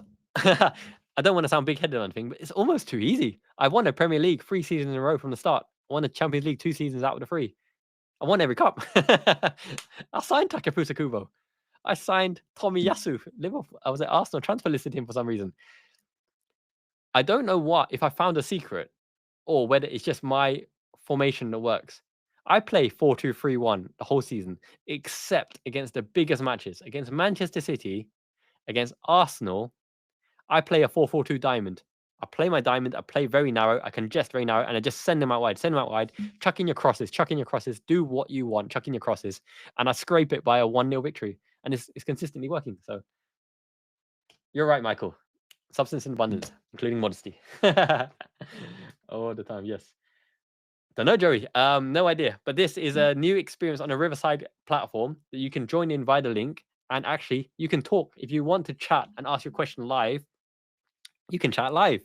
And it's good fun. I'm testing it out. I'm my own talk spot here in Japan. Me and my lady friends. All good. Hello, Commander, Finland. Love it. Sami Hupia. Is Sami Hupia from Finland? Correct me if I'm wrong. Sami Hupia, right, is from Finland. I need to look it up. Yeah, Finnish. He is. Oh, do you remember the advert? He's finished, isn't he? That goalkeeper. Who are we talking about? The Scottish guy phoned in, and Antti Niemi. He's finished. He's finished. No, he's not finished. He's finished the nationality. I remember the advert. That was fantastic. Yeah, Sami Hupia. What a legend as well. Like, between the two, what do you think, chat? Between Hippier and Carragher, who was better? Who is better between Hippier and Carragher? That's one, right? I'm going to start a poll. Let's chuck the poll. Who do we think was better between Hippier and Carragher? Let's put it in the YouTube chat for everyone to see. Coming up very, very soon. You're right, Michael. 0 divas. When you got players like Mo Salah, Virgil van Dijk, right, who've won it all and at the top of the game, best in their respective positions, and they're not divas. They've got that winning mentality. So stable, mentality monsters, no divas, exactly the way to put it. You build a squad on the pitch, but also every day in training and in the dressing room, and you'll be so fortunate to join the squad. That's why players like Marek, Mintau, and Hamšík, and a lot of other players talked about how they'd love to join Liverpool because it looks like such a nice club, nice family, nice community. Yeah, Quonset. Well, nowadays the generation, right? The social media side of it is going absolutely ballistic and insane. So they definitely need some training on social media. But once again, you can't control everyone and the way they do things. Like, Quonset seems so confident in himself and what he's going to achieve. It's phenomenal that he's actually that confident. But look, power to the people. If he believes that, then why not? I got some snacks I like to munch on in between times. Protein. Protein. Wafer is nice too. Protein wafer. I might eat that in a bit. Yeah, I do really think that the players represent the badge, represent the fan base, represent the club. You remember, right? Virgil van Dijk was courted by Manchester City before we signed him. He was courted by Chelsea. A lot of clubs wanted him, but he had no doubts that Liverpool was the place to be, even though he was the one responsible for transforming a lot of our wins from losses because he keeps the clean sheets. He's dominant. He's an aura. He's a presence. And this is a quality that people underrate, right? When you play next to Ferdinand, when you play next to Sol Campbell, how much better does that make you? I think the aura of Van Dijk, the aura of a Tony Adams, the aura of a Maldini and a Baresi really elevate the player next to them. Ferdinand is a good player. Sol Campbell is a good player. I think John Terry elevates the player next to, because these are real manly men. They really elevate the performance next to.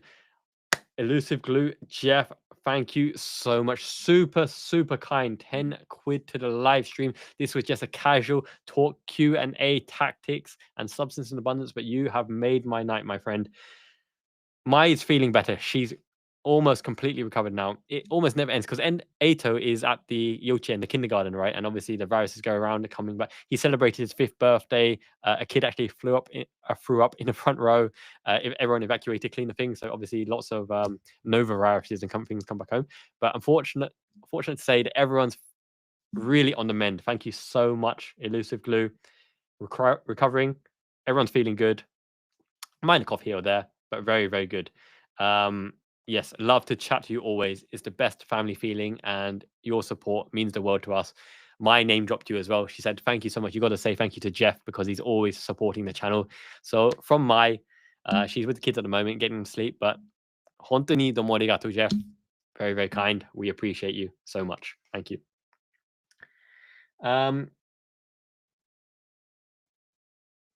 Yes, I think Kelleher is world class for the fact that he's inserted himself into a world class team that's already well run, to be fair, and literally made it his own. He's contributed with his saves, with his communication, with his aura, with his calmness. Kelleher is supremely calm and confident in his ability. I think Kelleher is world class.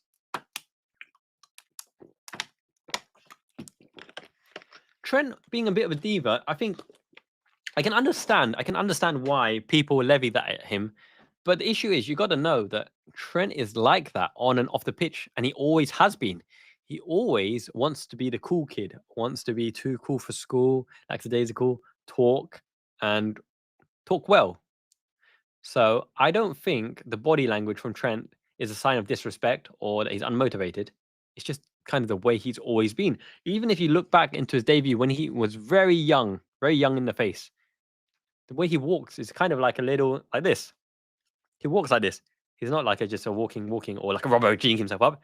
He always had a bit of a strut, a bit of the Ric Flair strut. He's like, I'm Trent, T-A Arnold kind of thing.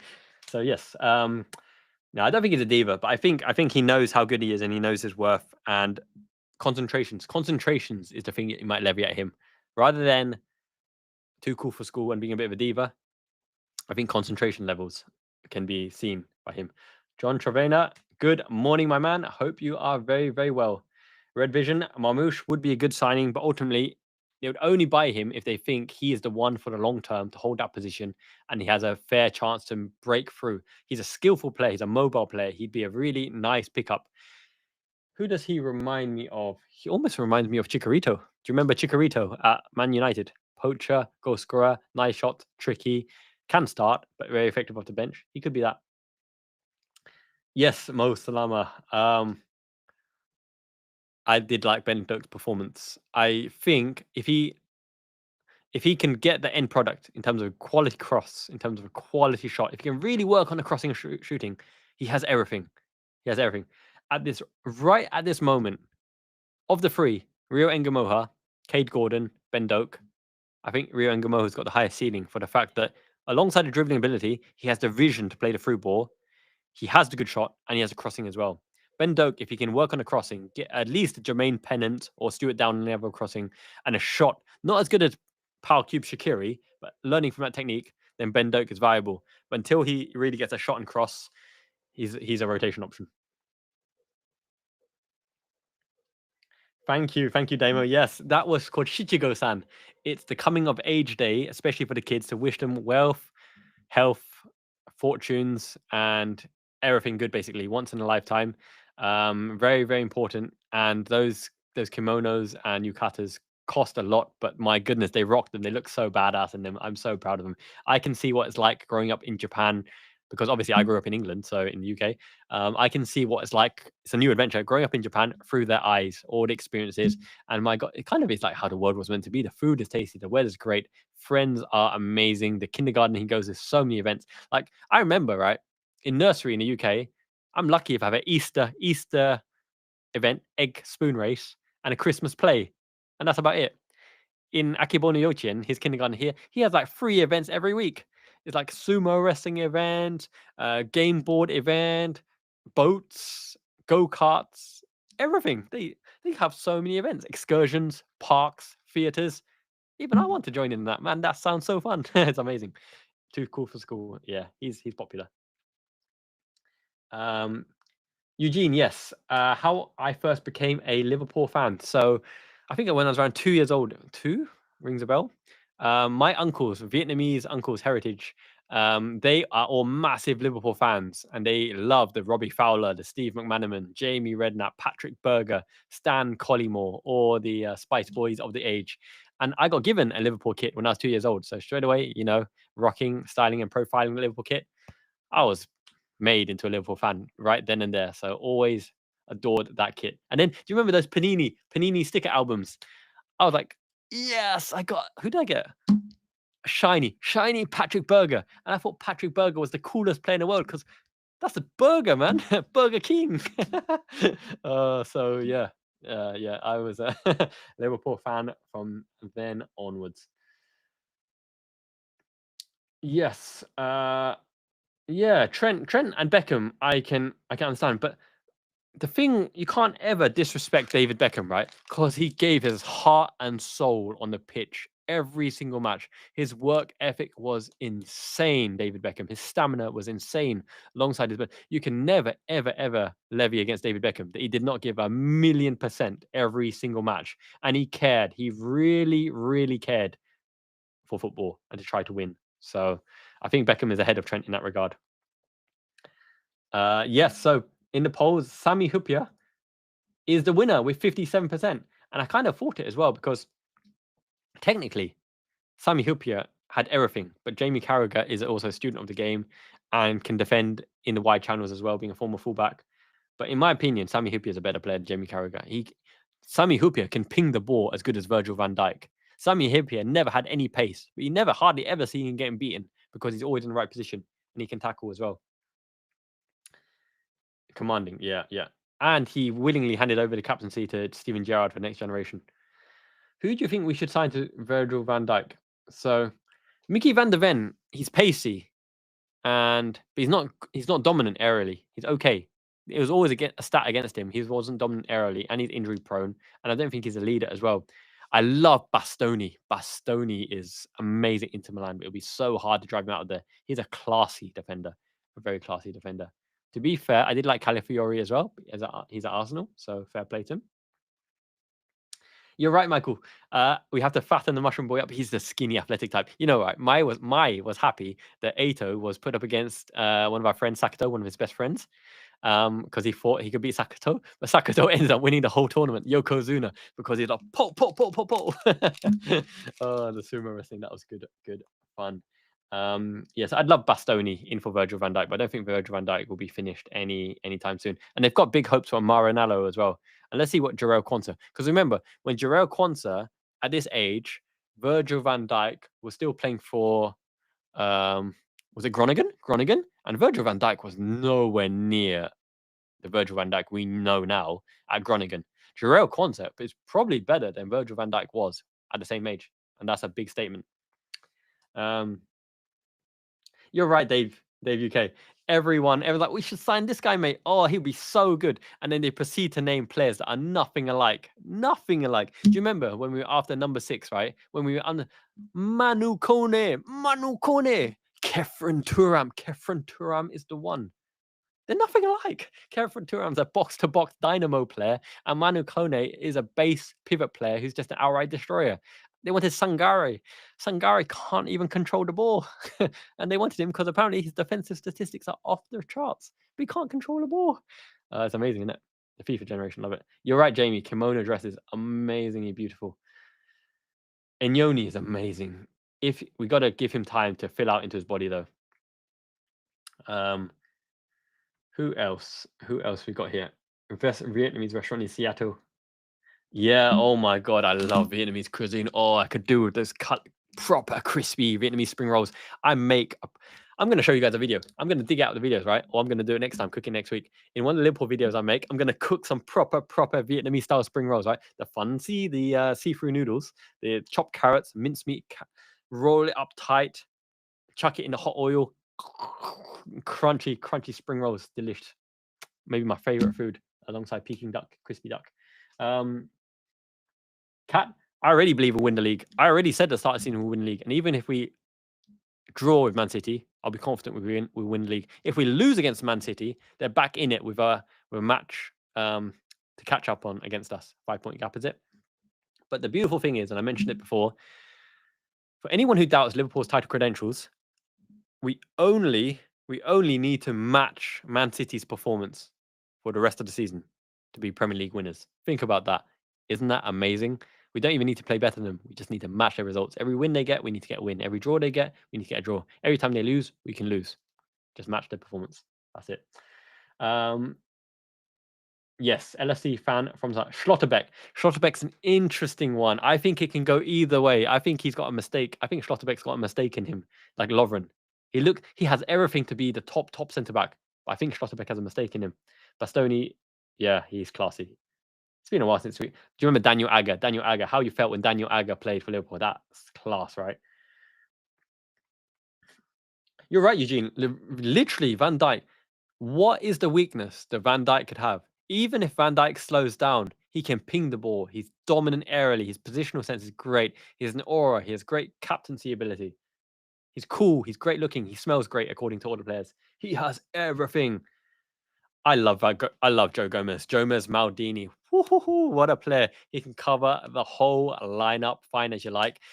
Gomez is the type of player that needs a consistent run of games in order to play well. He's not the type that can come out of the cold and play his best. He does need a few run of games to play well. Kwanzaa has everything to be a top centre back.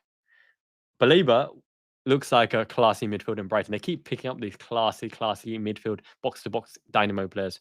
But the thing is, with Baleba, you have Gravenberch as your versatile athletic midfielder at the base, and you have technical players in front of him. Soboslai, McAllister, Curtis Jones, for example. If you go Baleba, you've got another mobile ball carrier, another Gravenberch, basically. So it'll be interesting. It'll be interesting to see what Arne Slot prioritizes. Now, I'm going to do the stream for another 3 minutes because I realize it's just past midnight now and I'm getting a little bit peckish. Got me a protein bar in hand and probably eat some instant ramen as well. But yes, I think we'll do them. We're at Anfield. You're right. You're completely right. I think we will do them. Ager was LFC to the core. Tattoos across the knuckles. Hammered Torres. Elbow smash in the face. Cream of the crop. I love me some Daniel Ager. Proper. Do you remember, right? When he pocketed Rooney. That's when he came to prominence. When he pocketed Rooney in the international matchup as well. That's when we really noticed Daniel Ager. I don't know if anyone realized, but because I'm streaming from the Riverside platform, I did mention it to everyone else. You have the ability to actually get your question live on air, drop in with a live question with your audio and camera on, and it's recorded as well, so it's all cool. But I understand if anyone's a bit shy in the first talks, it's all cool. It's all cool. We will do the stream again anytime you want to, really. Anytime in between matches, especially, why not? When there's a late kickoff that I can't stream the whole entire match, we can do an earlier live jam session here, Q&A about Liverpool, about football, about life, universe, and everything. And that will be fun. Yeah, we definitely missed the vibes of Klopp. But I'm so enjoying the ride with Arne Slot as well. I'm really enjoying it. Mikkel as a Freiburg boy. Yes, Schlotterbeck has the ability to reach the heights, but he's got to prove it consistently. And yeah, if he can do it in the German national team as well, that'd be a good start as well. I think he's a very talented player. Very talented player. Yeah, John Jones, he has been slightly selective. Now, I can talk about boxing, I can talk about tennis, I can talk about MMA. I did cage fighting back in university. I was a semi-professional mixed martial art cage fighter, got paid $1, but it's not paid much. That's why I quit. I valued my face, didn't have a girlfriend at the time, so I really needed to protect, anything I had. So 8 sanctioned bouts. I won all 8, but in the last fight, went in for a double leg takedown, got severely kneed, bottom rib, badly bruised rib. I couldn't get up. I'm a sore loser, as you probably know already. So I eventually got the guy in a heel hook. He tapped out. He gave up. I won, but I couldn't get up. I thought, nah, allow that. I don't need it anymore. So yeah, cheapest chips is like what, 50 quid, 50 pounds for proper pang pang pang in the cage. And if you win, another 50 quid. Not worth it. Yes. So no worries, Damo. All good. I was incredibly shy when I was a little mushroom midget as well. I was really, really shy. If I was talking to you guys, I'd be talking like, yeah. So like, no, Liverpool, good. Yeah. I'd have a lot of thoughts, but I couldn't look at you in the eye or talk to you. But then I realized one day, right, in school, I was partnered with a school punk, the hard nut, popular, good-looking kid called Justin, right? I was partnered with him in science or geography or something. And then I was like, yeah, all right, Justin, okay, let's do this. And he lifted my chin up and he looked at me, he goes, "Oi, Sai, why you keep looking at my knob?" And that kind of thing, right? And like, stop being, all that kind of stuff. And then I realized, yeah, why am I looking this way? Why am I looking down? I was like, I'm okay. I look him in the face and I just talk to him. And from then onwards, I had the ability to talk to people in the face because I realized that what he was saying was kind of true. Why do I keep looking down or away? Just look at people. Who cares? Life is short. Do it. Just do it. That kind of thing. So, Eugene, do I look back at my own videos? Sometimes. To see how I did before, to see how I've changed and grown as a content creator and channel maker. I answered a great question for Kim earlier as well. Why is my channel different than other people's channels, especially in the football space? Because I believe I'm more of a YouTuber who can do football content as well, whereas most other football YouTubers, as a talking head, are football fans who want to do YouTube. So it's the other way around. So I've come from YouTube to doing football, and they're football fans who just want to do YouTube. So that's why they just talk heads. Whereas I like animations and I like transitions and I like zooming and I like different views. I will introduce different cameras later as well because I like the media aspect of it, the camera work, the kind of authenticity of it as well. So that's probably why. Leonidas, my man, I'd love to hear you on the chat. That would be fantastic. Next time for sure. Absolutely fun. You're right, Christine. Jurgen was a big personality, larger than life. It really is the Jurgen Klopp, Bill Shankly comparison to Arne Slot's Paisley. I feel it in my soul that is, things are cyclical. We're now in the cycle again where it's our time to shine. Man City 1-1-5, crash and burn. Manchester United with a perfume manager. They might smell nice on the outlook, but Arsenal with their firepower. So Liverpool, LA, LA, kind of stuff. Yeah, good fun. 5 p.m. in South Africa. Welcome. It's almost dinner time. I love African food as well. Soul food. It's so good. I was eating with a lot of African friends. Really delicious stuff. I love the spices. Very, very nice. Alrighty. Hope you guys enjoyed this impromptu live stream. I really, really enjoyed it with you guys as well. Thank you so much for making this community the best community online. I'm literally here and doing the stuff because I want to give back to the Liverpool community. I'm glad you guys enjoy it. You guys have been so supportive. Elusive Glue Jeff, thank you so much for the financial support as well. It means the world to us. Yeah, can't say how much I appreciate all you guys. Once again, Jamie Rennie, my man, I'm so glad to hear you're recovering from the health scare as well.